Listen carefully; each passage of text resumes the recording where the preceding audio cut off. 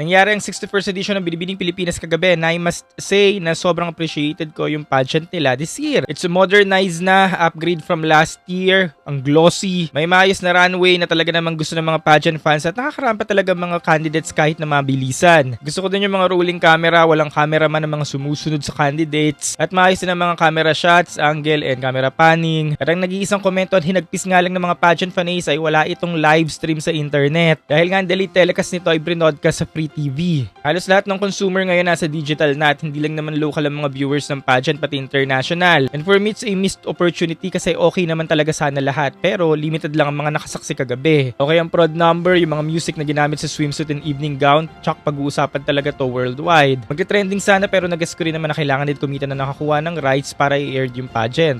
When it comes naman sa set of winners, ito na yung most satisfying roster na nasaksihan natin. And then after the Q&A portion, kung overall performance lang din naman at 100% ang Q&A, there are 3 girls na evidently solid ang overall. And that's Katrina Johnson, Annabelle McDonald, and Beatrice Maclellan. Sa Q&A, halos siyang may remarkable na answer. Maganda nga rin ang mga naging performances niya pero this year lumihis ang edisyon. Kaya talaga siyang maiakyat pero nag-perform talaga ang mga barbihan this year. No more basag stereotype at experiment na nga ngayon 2026 dahil ang kinoronahan nila hulma talaga ng MI. At walang iba nga kundi ang first runner-up noong 2023, Katrina Johnson. At yung second top crown earner na Miss Globe Philippines, halos hulma din ng MI na si Annabelle McDonald. Well, yung first runner-up naman si Dalia Varde Katab, halos MI din ang hulma. Same sa second runner-up na si Kathleen Espenido. May mga nagtatanong na bakit kahit runner-up post hindi nakuha ni Maclellan. Kung yung huling 2 taon ng basis nga ng mga pumeso ay yung mga top performers, marahil nga this year bumalik ulit sila sa resulta ng deliberation. And it's evidently na mahirap patumbahin ang face card ng mga nasa roster. Face card never declines, ika nga.